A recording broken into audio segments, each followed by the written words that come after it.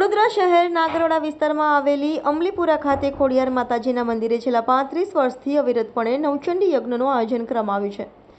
ત્યારે આ વર્ષે પણ નવચંડી યજ્ઞનું આયોજન કરાયું હતું, જેમાં આ હવનમાં નવદંપતીએ નવચંડી યજ્ઞનો લાભ લીધો હતો અને આ ખોડિયાર માતાના મંદિરે ભક્તો બાધા રાખે છે, તેની બાધા ખોડિયાર માતા પૂર્ણ કરે છે અને આ નવચંડી યજ્ઞમાં પોળના તમામ લોકો ઉપસ્થિત રહ્યા હતા અને આ નવચંડી યજ્ઞનું મહત્વ ધાર્મિક માન્યતા અનુસાર યજ્ઞ કરવાથી ઘરમાં અને વિસ્તારમાં સકારાત્મક ઉર્જાનો સંચાર થાય છે, તેનાથી નકારાત્મક દૂર થાય છે તે હેતુ અને ભક્તોની મનોકામના પૂર્ણ થાય તે માટે નવચંડી યજ્ઞનું આયોજન કરવામાં આવે છે।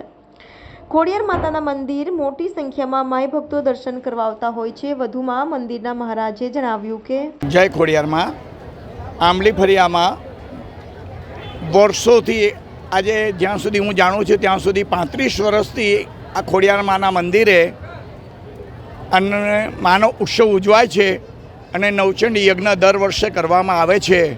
ભાવિક ભક્તો માના દર્શન કરવા આવે છે। આ એક એવું સ્થાન છે કે અહીંયા જ્યારે પણ કોઈ આવે છે ને અને જો બાધા રાખે છે મનથી તો અહીં પૂર્ણ થઈ જાય છે।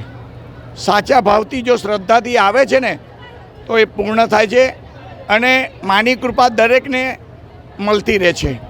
અને અમે બધા ભેગા થઈ અને અહીંના યુવકો, મિત્ર વર્ગ, મંડળ, સખી બહેનો બધા ભેગા થઈને સાથ સહકાર આપી આવો સુંદર કાર્યક્રમ કરતા રહે છે, નવચંડી યજ્ઞ કરે છે।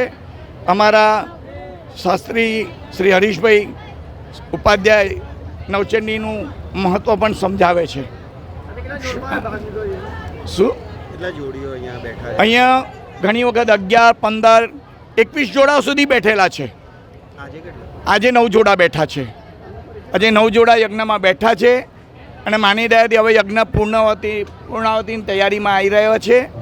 માની કૃપા છે અને માની કૃપા સદા સૌના ઉપર રહે।